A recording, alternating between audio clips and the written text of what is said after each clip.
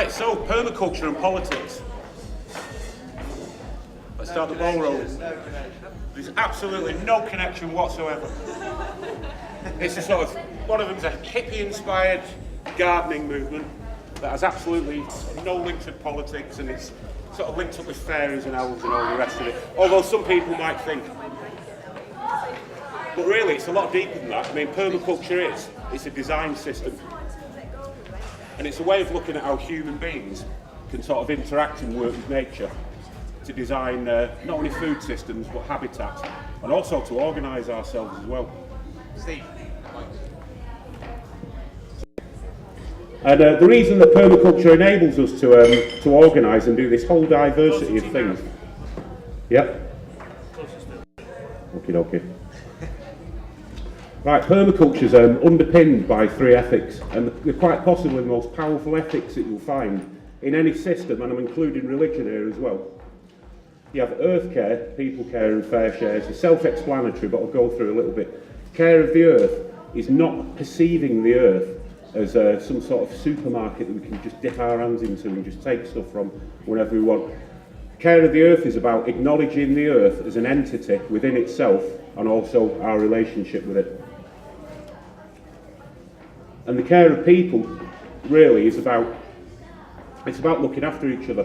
You know, human beings are cooperative, warm, friendly individuals who like to interact with each other, and the sort of prevailing neoliberal politics that's sort of been in place since the 70s has promoted this model of individualism where, you know, there's no such a thing as community, there's no society, it's just we're all individuals, we're all consumers, and we're all sort of predatory capitalists within our own right.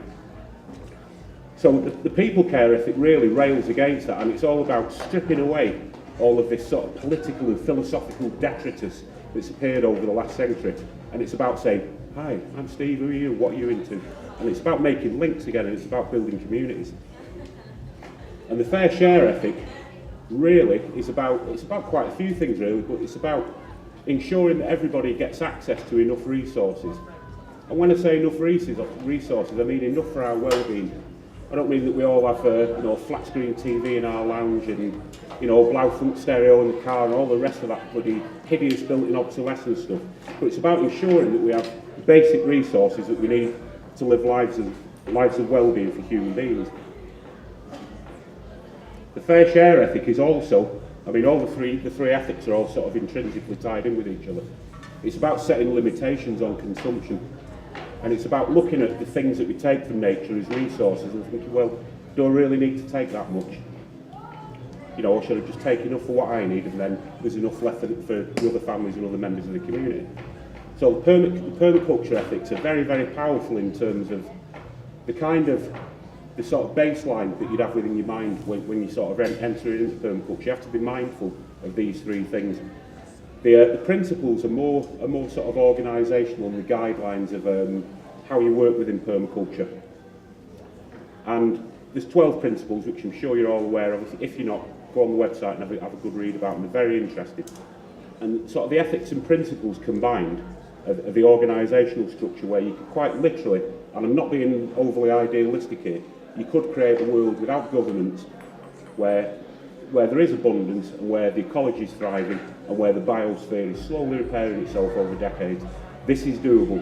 It's not hippie fantasy or anything, it's completely and utterly doable.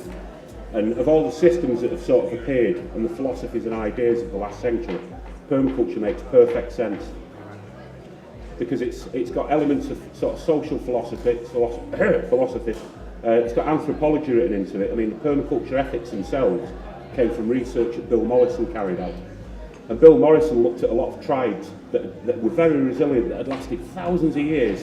And he sort of looked at sort of European Age of Reason style empires that they have a sell-by date. Empires always have a sell-by date. It's built into them because of the inequality and the social relations that are within empires. They always fall, and thank fuck they do. So you've got these really powerful ethics that have allowed these communities to thrive for thousands of years, where tribal communities aren't immune from illnesses, but they certainly don't have the level and diversity of illnesses that sort of modern Western civilization, empire type things have.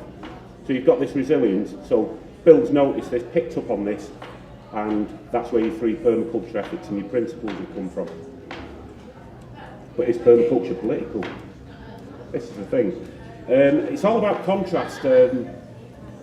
I first come across permaculture, and incidentally, as an interesting link, where I first met Mike at Ruskin College in 1996, very militant college in Oxford.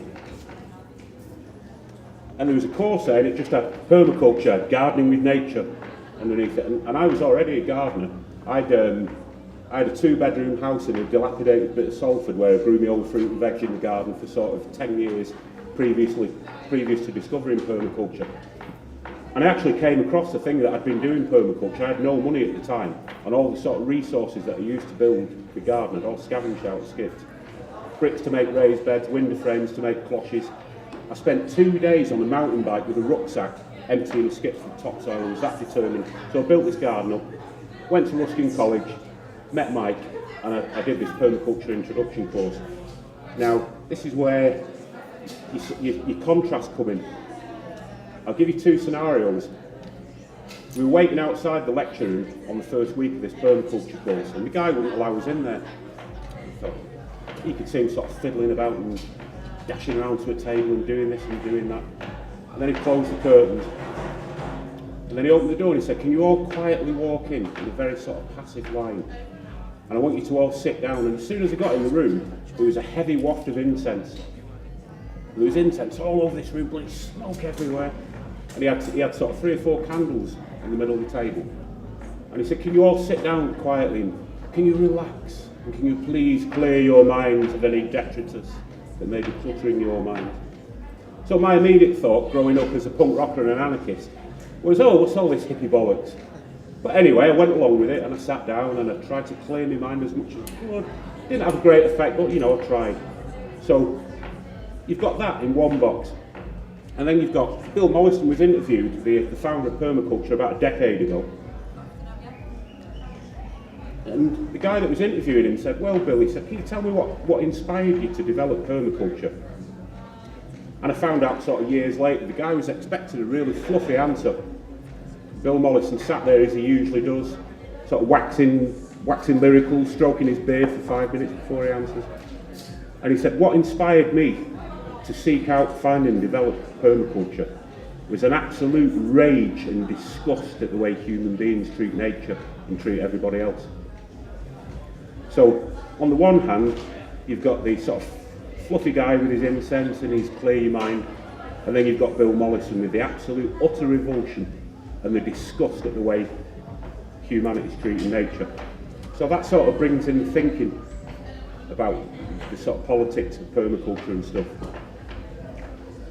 Now, on a practical level, permaculture isn't a political ideology in any way whatsoever. It's the ethics, because the ethics are so powerful, and because they're sort of all-encompassing, really. I mean, we're human beings, we live on the planet, we need resources. They cover all of that. At the heart of a lot of political philosophies are exactly the same things. Only with permaculture, there isn't any bias. There's no bias, there's no partisanship. It's for absolutely everybody altogether. So looking at it in a practical way, I've got a permaculture garden at home. I've also got a couple of allotment plots. I've got a perennial plot, and then I've got a plot where I grow seasonal vegetables.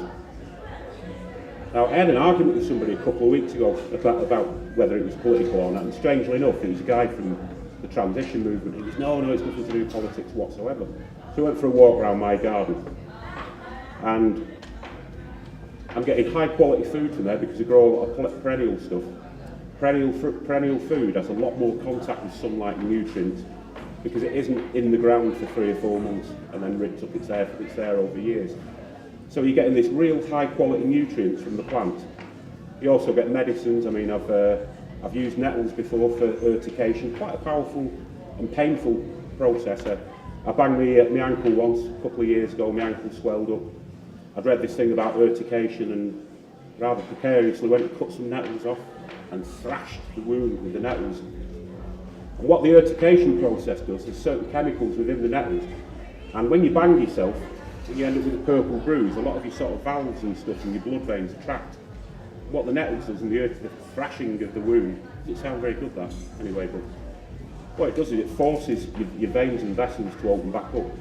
And nettles also contain stuff that's it's very similar to the stuff that's used in Red Bull. That, you know, hundreds of thousands of students drink Red Bull, thinking that sorry, I can't remember the name of taurine. Brilliant. Taurine in Red Bull cannot be sort of taken in by the body in the process. There's a stuff very similar to taurine in nettles. So when you use it for the urtication process, not only are you getting your valves reopened up, but you're also getting some valuable brain protein in there. So you've got the food, medicines, and then I try as much as possible, because I hate British gas and I hate fossil fuels. I've got a load of rocket stoves outside and I try and cook on them as much as possible. So I grow willow in the back garden. Willow, very virulent grower. You can put the cutting in December, and the following December it will be 18 foot high, literally. And you can sort of coppice them every few years. So you've got all this local resources within a garden. So my mate from Transition Towns is going, yeah, but how's it political? And the way it's political is, you're denying, with your food, you're denying Tesco's their profit, or any of the other supermarkets. And also, to follow their chain, going back into the food production process, you're stopping all the travel miles that are being used, you're stopping all the pesticides. You're stopping it from a personal point of view that you're not buying into it. The same with the medicines as well, and the same with the resources. We had a good year a couple of years ago where it didn't rain a great deal, and we got our gas bills down to £5 a week. And that was mainly through cooking outdoors on the rocket stove. And, you know, we've got £150 wood burning stove in the lounge, not expensive.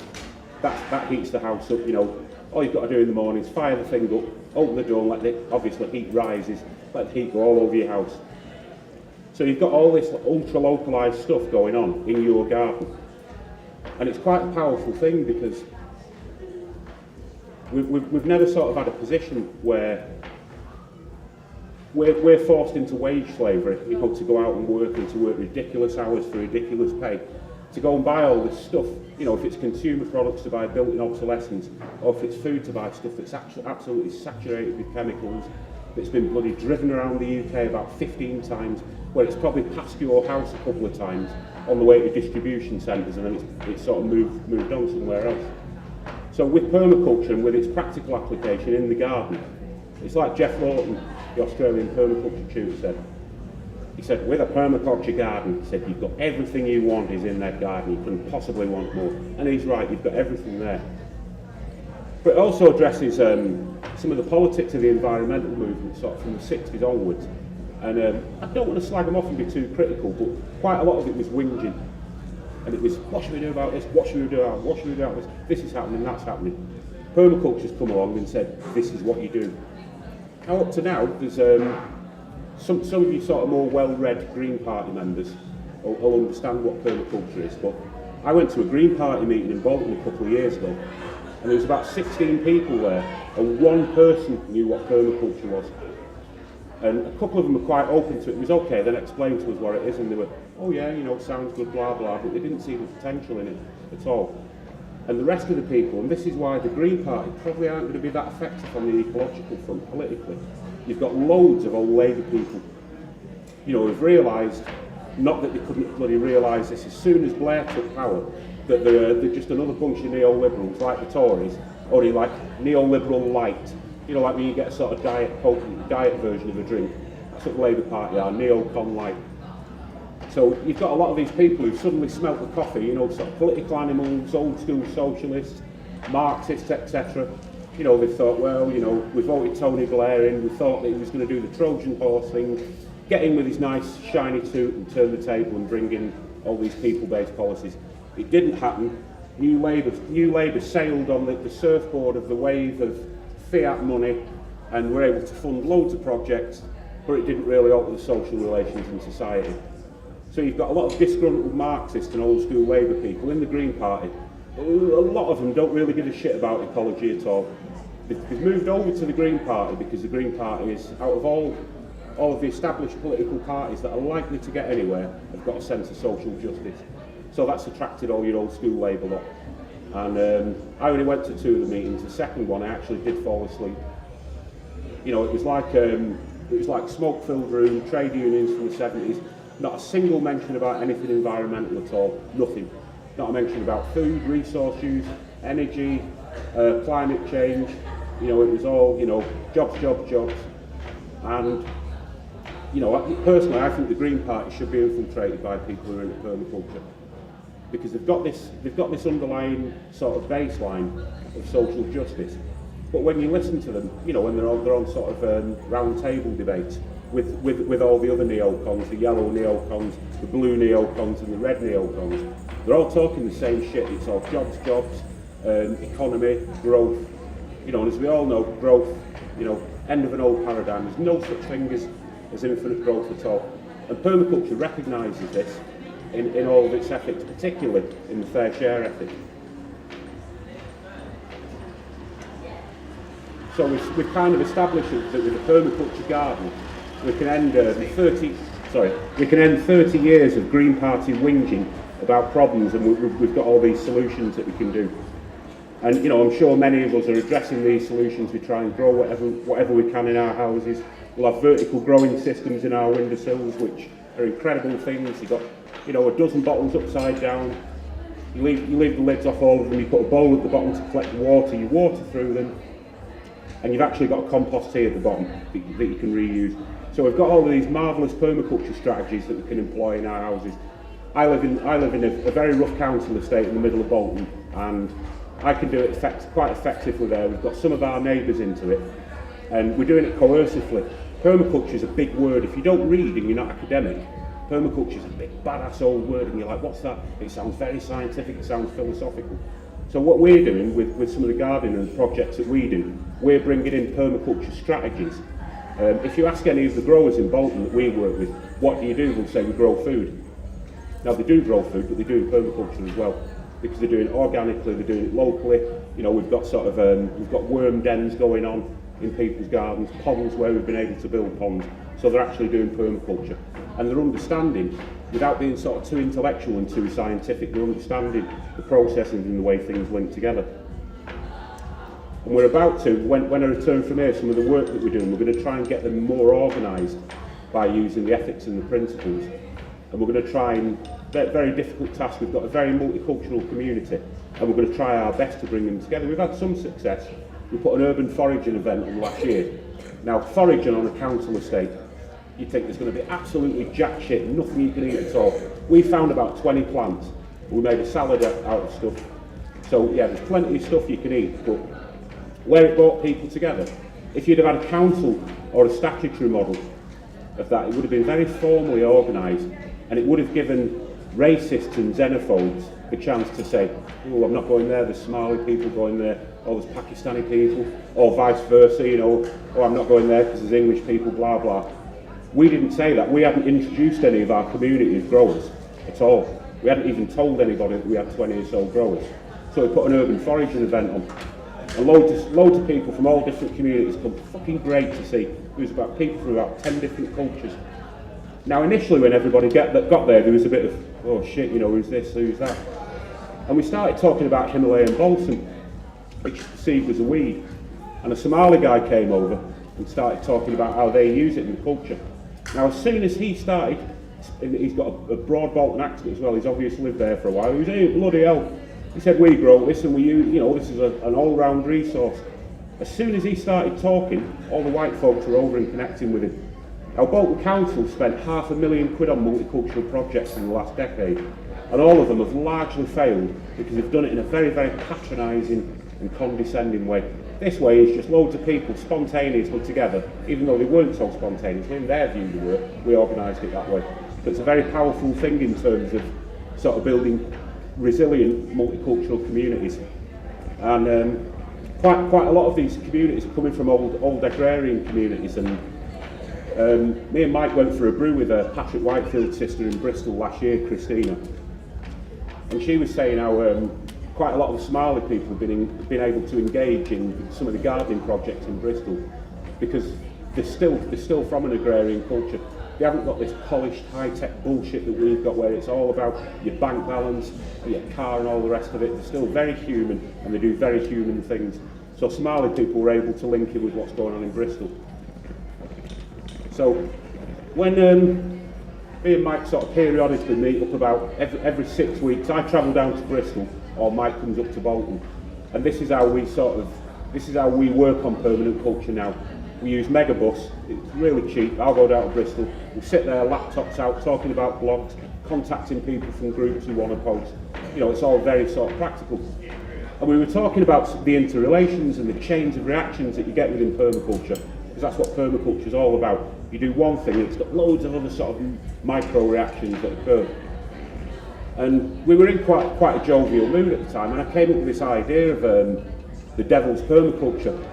What the devil's permaculture is anything in the universe, anything in the human universe that people do, whatever it is, regardless of political affiliation or anything, is connected and it has repercussions. So the devil's permaculture is, let's take a coffee farmer in Peru.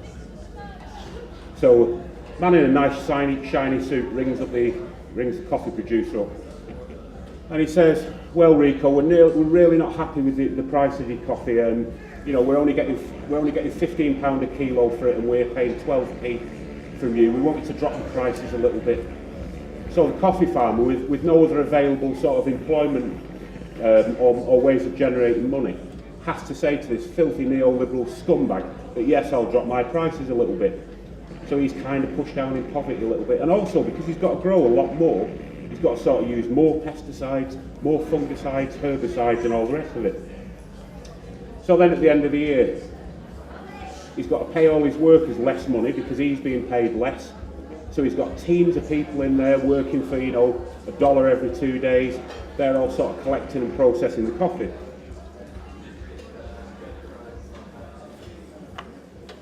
And then the coffee then leaves South America. It arrives in one of our much dilapidated ports. It's processed, and then it's taken to a distribution centre.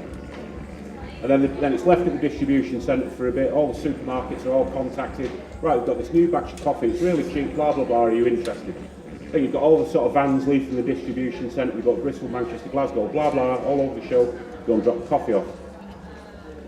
So in that whole process of devil's permaculture, our filthy, disgusting and vile neoliberal trader has caused the coffee producer to be sort of pushed down into an ever greater level of poverty.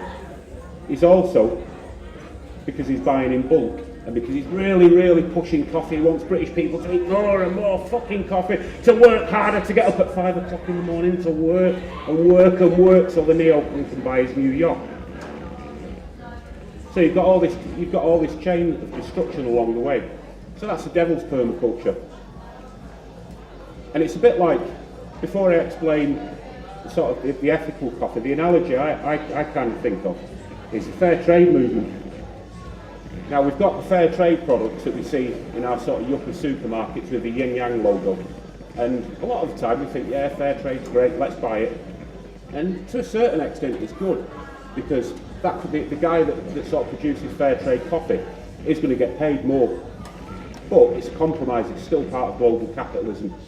Now the real fair trade movement, and hardly anybody knows about this at all, some of you may do, there's a group called Just Change.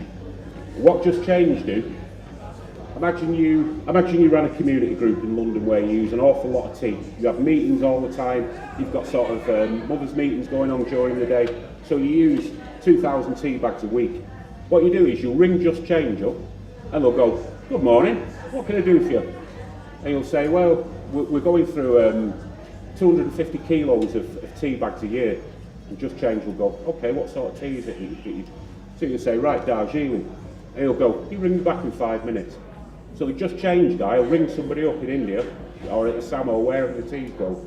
They'll say, right, we've got somebody in London here who's interested in 250 kilos of tea. And we'll go, right, okay. So the fair trade guy contacts the buyer again and said, right, we've sorted you out the price of the supplier. Do you want to sort out means of paying? So you then get linked up directly with the farmer, and the farmer goes, right, okay, how do you want to pay? So you pay by cheque, telegram, or however money is wired to that particular country. And here's the magic. You're paying the supplier directly, no supermarkets, no middlemen, nothing at all. 2 weeks later, you get a massive, great big bloody box arrives at your door, wrapped up in all the shipping bundle, and inside, lo and behold, is your tea. And you bought that direct off the trader. Now, I think the reason why it's not had a great deal of coverage because the fair trade movement's sort of branching out a little bit, and it's good that it is, but we don't want to perpetuate a model that's basically appeasing capitalism, global capitalism. All it's doing is saying, you know, look, we'll pay you a little bit more. Go on, mate. I heard that fair trade actually wasn't that fair because what they do, the coffee grower pays for the license in fair trade, simple. Right. And then they publish road worker because it's like the Federation of Plastic Builders. You know more of a plastic builder than so it's another elitist little club to pay into then. So that makes it even worse. The knowledge that this chap gave was, yeah. So it's more capitalist lowlifes, and it's what permaculturalists have called greenwash, basically, and it's very cynical because it's appealing to people's sense of ethics. You know, and if you can, you know, if you are part of a big group, try and buy your stuff off Just Change and not the fair trade thing, because, you know, at the end of the day, that's kind of, but this is the analogy between sort of devil's permaculture. Then you've got the ethical coffee supplier, which unfortunately, because I'm not very organised, I just gave you an example of how that works. But yeah, he produces stuff as sustainably as possible, and he would supply you directly with that. Now, the only sort of ethical dilemma in that is, and it's the same for anything that can't be grown in the UK, is you've got all the air miles that are involved in it. Now, depending on to whatever level you want to take it, if you want to take it where you don't drink tea and coffee at all, you know, because of the air miles and fossil fuels used, that's quite admirable, but, you know, I like to have a cup of tea a day, so, you know, I'm being a little bit unethical there, but... So, that's the devil's permaculture, the fact that everything human beings do is interlinked. And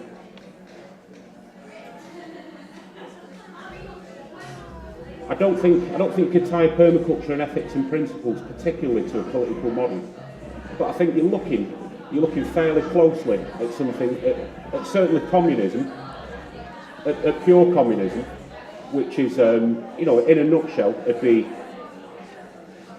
those who make the product take control of the workplace, you know, which quite rightly, if you're a joiner and you make doors, that's your skills, you know, that the manager doesn't have those skills, you're the guy or the woman that makes that product. And communism recognises this. So in communism you'd have the workers that own the place of production, which is, you know, it's beyond redistribution of wealth. It's actually, that's the natural state of how something should be, really. You know, it's only when capitalism started appropriating and sort of working its way in there. It was a very interesting thing in communism as well, because it's a kind of process where you go through, you know, revolution, socialism, blah blah, and then you reach communism. Pure communism wouldn't have currency, there wouldn't be any money at all. There'd be absolutely no need for it. So permaculture is kind of, yeah, there's communism there, there's anarcho-syndicalism there, there's all the different strains of anarchism, and all the different strains of sort of left libertarian and socialism thought are all contained within the ethics and principles of permaculture.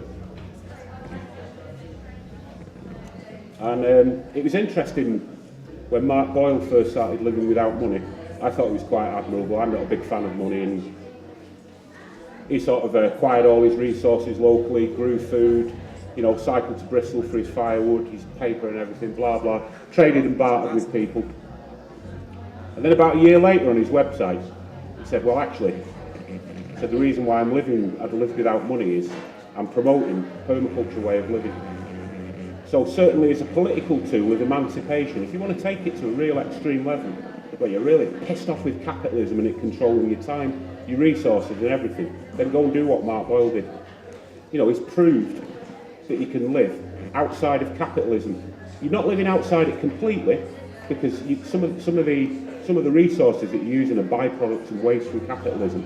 But you've certainly removed yourself from, I mean, from what I remember reading in Mark's book, one of his concerns was the amount of violence that is involved in in in the production of stuff, particularly oil. I mean, we've seen with the American government in Europe sort of co-opting Iraq's oil supply. We saw 1 million Iraqis dead, right, just for the sake of oil.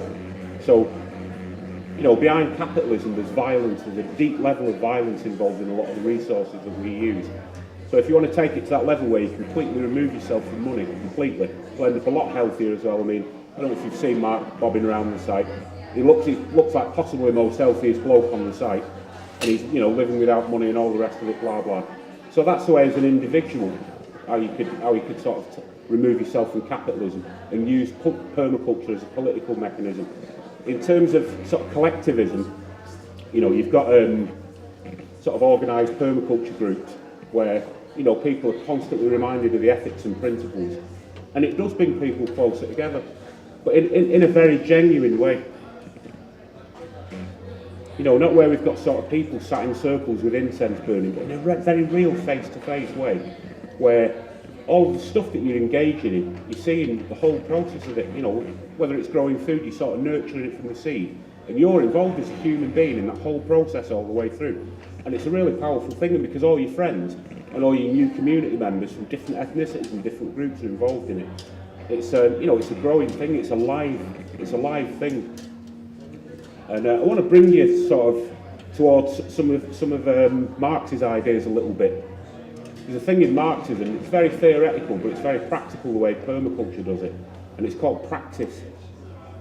And what practice is basically is when somebody starts generating ideas, and the ideas are, you know, sort of very good for groups of people and very good for, you know, where it's got multiple benefits that are good for everybody, but particularly good for people and good for addressing social relations of class, inequalities of capitalism, etc. What practice does effectively is, imagine all of us here had formed a practice group. We'd all pooled together all of our ideas and our knowledge about permaculture, about growing food and about becoming independent from capitalism. And you start practicing them, and it's a very, very dynamic thing, practice, because it's taking ideas that were previously theoretical. You know, and it's quite a brave thing entering into practice and going, you know, because people don't like failure. Human beings, we've been taught not to like failure. So a lot of the time people won't be experimental, and they won't tinker with things. Practice says, fuck all that, we've got all these great ideas, let's have a go at them. And permaculture's at the stage of development now where it's engaging in practice, because, all right, permaculture strategies have been around for thousands of years. I mean, biochar was used by South American indigenous cultures thousands of years ago. We've recently gotten onto biochar because, you know, millions of tonnes of wood are thrown away every year in the UK. Some of that wood could be turned into biochar to refertilise the land. Similarly, rocket stove technology goes back to ancient Rome. So a lot of the strategies are actually coming back. But as a movement, and this is one of the great things that Bill Mollison and Dave Holmgren have done, they've pulled together all these very sort of thrifty and nature-wise, if you want to call it that, agriculture and building practices from thousands of years. They've taken the ethics from very resilient tribal communities that have lasted beyond empires, and they're scientists, Mollison and Holmgren, they're ecologists, apparently, and they brought it all together within a very sort of contemporary, modern, sort of scientific stroke anthropological framework.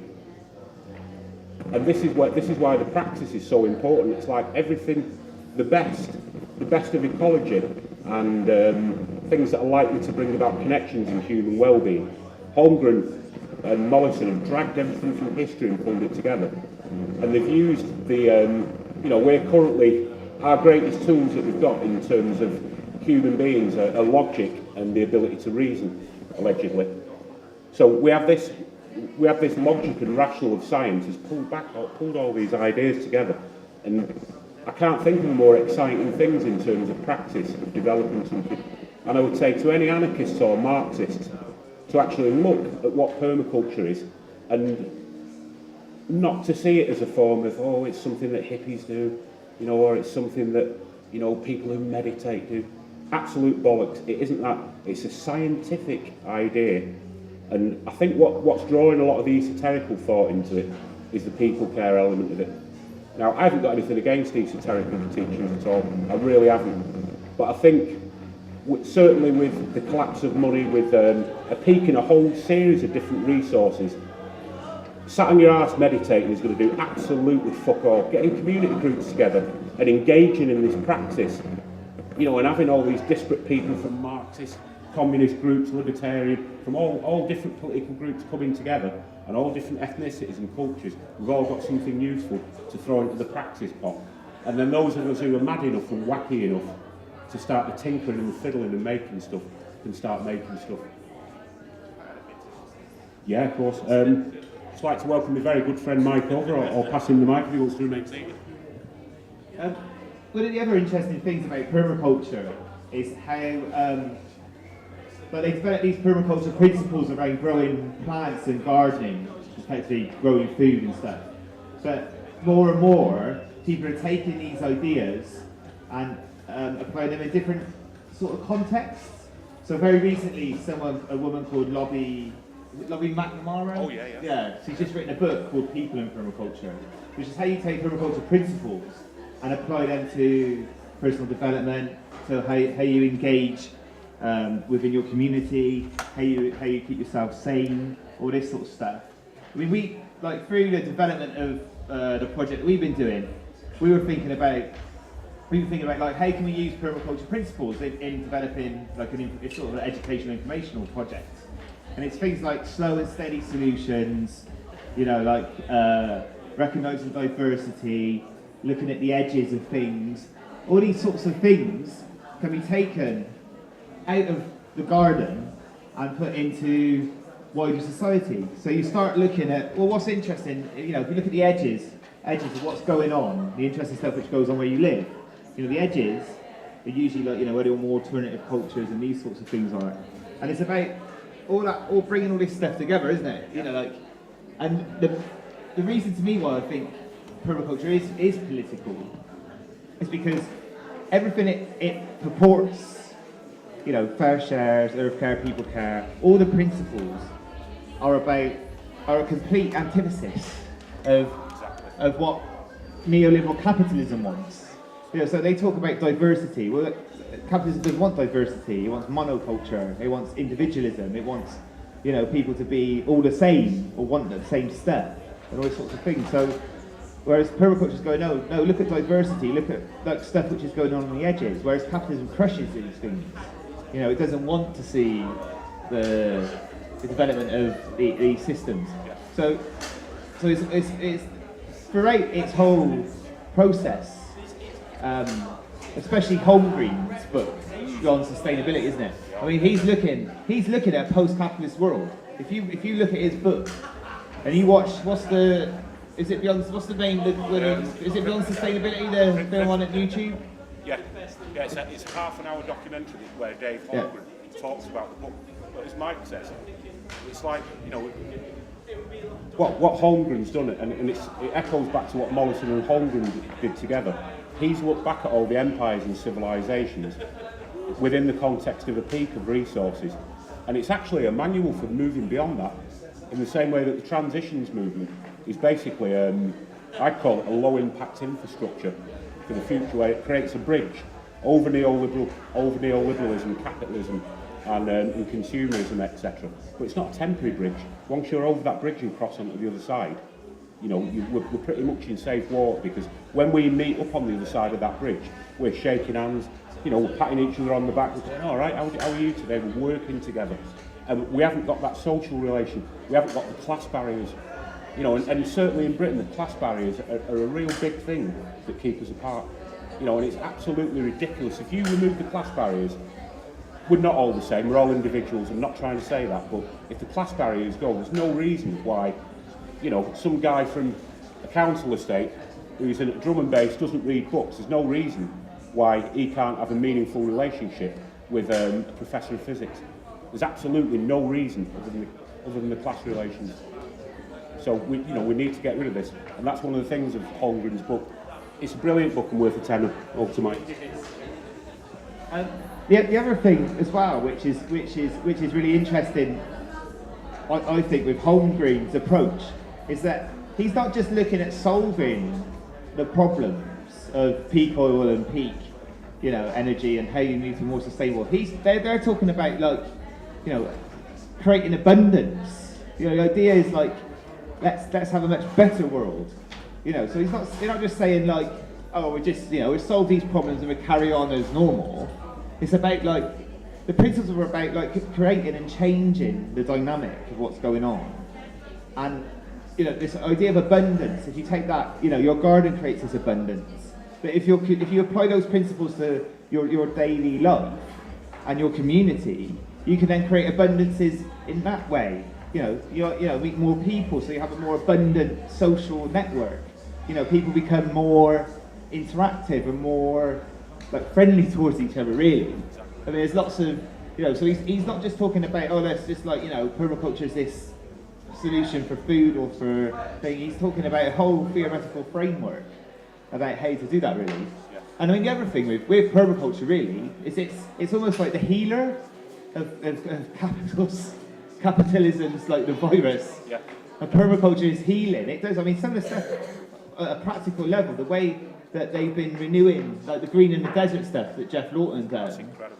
But they're also like now discovering ways of using like things like mushrooms is the recent thing. Yeah. How they can use mushrooms to clean up massively polluted areas of land, like because it can pull out sort of oil and petrol damage that's been done. So they're looking at there's all these sorts of things which are now moving forward and using these principles, but in a way, in a much more different way. And I think it's really useful to look at his stuff for sure, isn't it? I mean, out of all of it, I think. Yeah, I mean, if by all means buy a design manual for all the. By all means buy a design manual. Patrick Whitefield's Earth Care manual is quite good, but there's a real big fat book by Bill Mollison.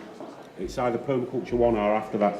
That's full of strategies. It's a book about that thick, and it's got everything from sort of harvesting your own water, blah blah. But if you want to buy a book to do with the brain stuff and moving into the future, without a doubt, it's got to be Dave Holmgren. That is one incredible book. And it will cost £10, and you've got that idea. Then, I mean, you probably already know that there's a great chance that permaculture can sort the future out, and it can take us out of the old paradigm and the binary thinking of left and right politics. But the way Holmgren shows it you is very much, he sort of explains it in great detail, and he explains about how each component part would work. Before you buy the book, do check there's a video on YouTube, a half-hour video, and I mean I've watched it about a dozen times, and every time I watch it, I'm picking up a different bit from it each time. So a very, very worthwhile book. But I'd like to close this. What I would like to say about permaculture is there's no sort of fixed form of human nature. I mean, you've got people like Thomas Hobbes, sort of boring right-wing idiot from the 1700s, which is, with savages who will kill each other and all that bullshit. What a load of crap. But what we will always have in human nature is we might always have a few individuals who decide that they don't want to be part of what everybody else is doing. Now, if you've got something like permaculture, which is where people will voluntarily move towards it, not where they're forced to move towards it, but where they look at it and they think, well, we're going to move towards this because it will make us healthier, we'll have more friends, we'll be able to link with the communities and everything, then these odd sort of freaks of nature that pop up, and I don't want that, I want this, I want that, there's going to be less likelihood of those people finding other people to go and sort of form a sort of embryonic capitalism again. Because when you've got a system as thorough as permaculture, based on very deep-rooted sort of human and psychological and sociological, because it's tied in, it's like a grid that ties layers of human knowledge together. It'd be very difficult for these sort of these freaks of nature, and I don't mean that in in a sort of genetic sense or anything, but it'd be very, very difficult for these people to then form these little parties and let's say, well, there used to be this thing called capitalism where, you get a big car and you get a girl with peroxide blonde hair and she'll dress exactly how you want every day and all the rest of it, and you have a big widescreen, because people will see through that for the narrow-minded bullshit there is, and people will be quite happy with the permaculture lot because they'll be very healthy. It's a bit like, it's like going beyond the idea of a renaissance. If we can work this out, you know, this could be an evolutionary stage for not only for human development, but, you know, a very important thing to do with ecology, and hardly anybody speaks about it, is repairing the biosphere. And the biosphere is all of the collective ecosystems together, you know, and going back to permaculture again, all of those sort of tiny component parts. It's like the macro creates the micro, sorry. Yeah, so I'm a bit waffly at the moment. So, you know, we're not being overly ideological when we say, and you can boldly say this without fear of being accused of being naive. We can repair the biosphere. It can be done. We've got all the tools there. And Mike briefly mentioned Jeff Lawton's Greening of the Deserts, and I've been following that for a few years. And for anybody who doesn't know anything about it, Jeff Lawton's an Australian permaculture tutor who works with Bill Mollison. He's a bit like Bill Mollison's sort of teenage son, really. He's like, I'll tell you everything, pal. And they do loads of work together.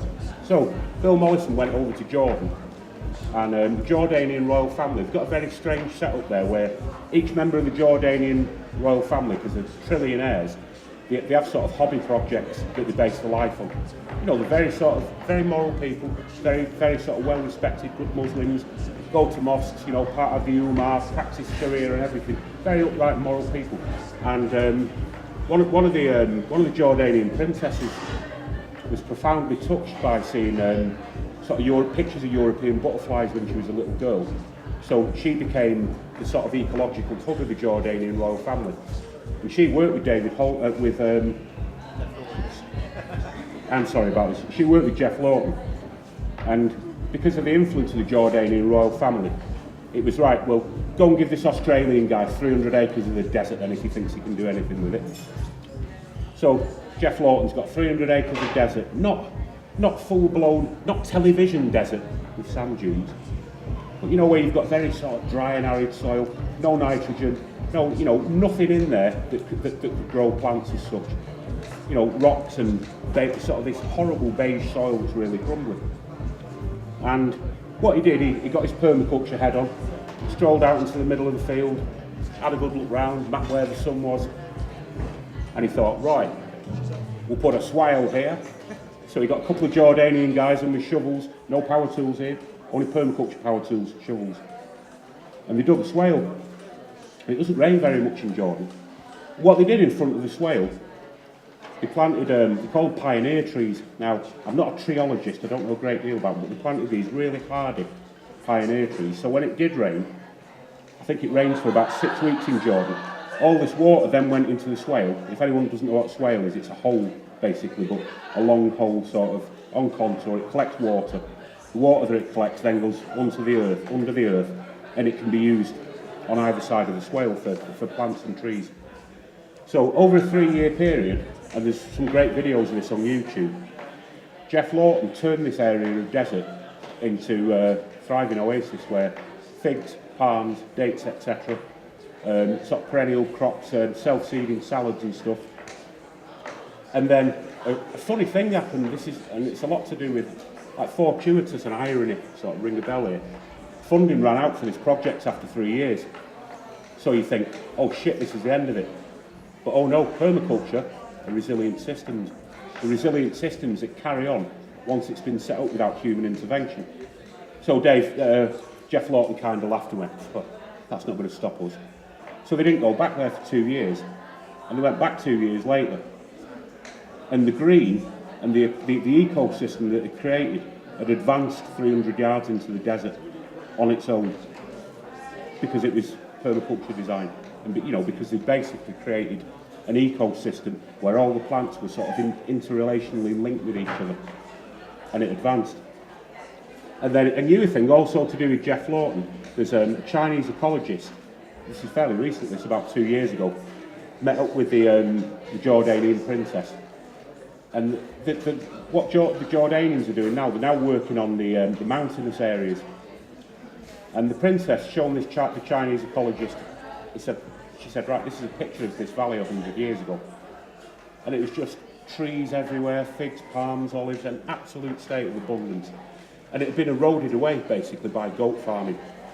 And where goat farming is really bad, anybody who knows anything about goats will eat absolutely anything. Animal, vegetable, mineral, wood, nylon, goats will eat it.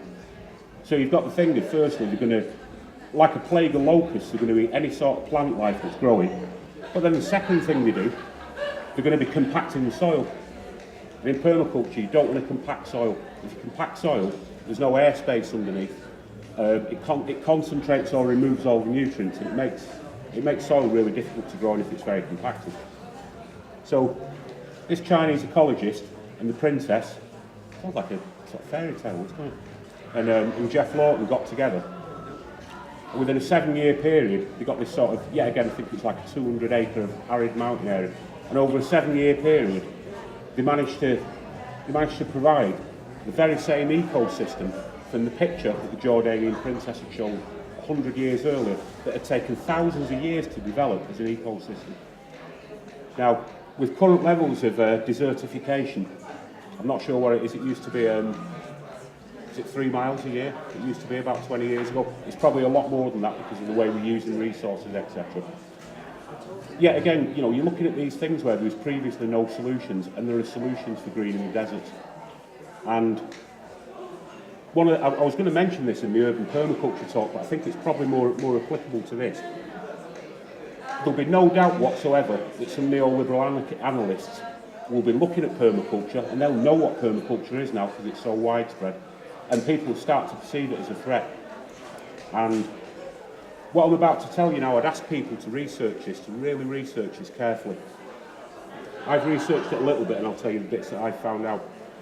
About 2 years ago, a bill was introduced before the Senate in New Zealand, and it's called Bill 160 to 162. And some ecology activists interpreted the bill. They're always written in bullshit gobbledygook, you know, paragraph 9, phrase 8, page 18. And they sort of had a real close look into it. And they came up with the idea, the whole thing of this bill was about the rationalisation of food in New Zealand. Now, we all know what rationalisation means. It's all about capitalism. It's all about neoliberalism. Rationalisation is a way of recording everything, and then you can then appropriate it and then steal it off whichever indigenous people or community, and then it's then put into the capitalist market. And this Bill 160 to 162, and this is what I'm asking you to research here, and if any of you are trained researchers, I'm trained a little bit. I did research methods as part of my degree, so I'm not a trained researcher. But it actually, what the activists are saying is, within a 2 to 3 year period, you will be banned from growing food in your back gardens in New Zealand. Now, next. So, some of the activists have, there's a thing that this chap mentioned. There's a so-called voluntary food standards called Codex Alimentarius that exists in the US. And they're a little bit like the IMF of food, where allegedly it's all of the parties concerned they all sort of get together and they come up with these ideas that they perceive are good for the well-being of people. Now, what Codex Alimentarius did, and yet again I asked you to really research this, because just because something's on the internet doesn't mean that it's true. There's 2 bills that have come from Codex Alimentarius. One of them is there's certain proteins and nutrients that are within our food system that are in things like apples, oranges, peppers, and loads of other things that are seen as being superfoods. What it says in this Codex Alimentarius document is that they want to reclassify these nutrients as harmful bacteria and ban them. Now, there's a lot more objective truth in that because I've actually read one of the documents. And I researched, I'm no scientist whatsoever, but I researched some of these nutrients, and some of them are molecules that help upbuild vitamin C. And of all the vitamins, I know they're all ultimately important. Vitamin C is very, very important for human beings. So there's a lot of alarmism at the moment where vitamin C could be banned. And where your conspiracy theory lot are coming in and all this New World Order bullshit. By the way, New World Order is neoliberalism. It's none of the crap that David Icke's come up with and all the chemtrails and all that garbage. It's neoliberalism. But your conspiracy lot and you know, tied in with your chemtrails lot, are that basically the New World Order is trying to kill off human beings, and the Codex Alimentarius and its implementations are a way of doing it. We run out of time. 2 more minutes? Okay. I'd like to thank everybody for sitting through my rather juddery waffle and Mike's sort of bit more streamlined approach than mine. And permaculture isn't political, but if it's ever co-opted by the neoliberals, we've got to do whatever we can to stop them. We'll never be able to commodify it because of the ethics and the principles. So if anybody ever tries to sell us a model other than what Bill Mollison and Dave Holmgren designed, tell them to go fuck themselves. We want the original permaculture model and nothing else. Thanks for coming, and have a very resilient and fertile future.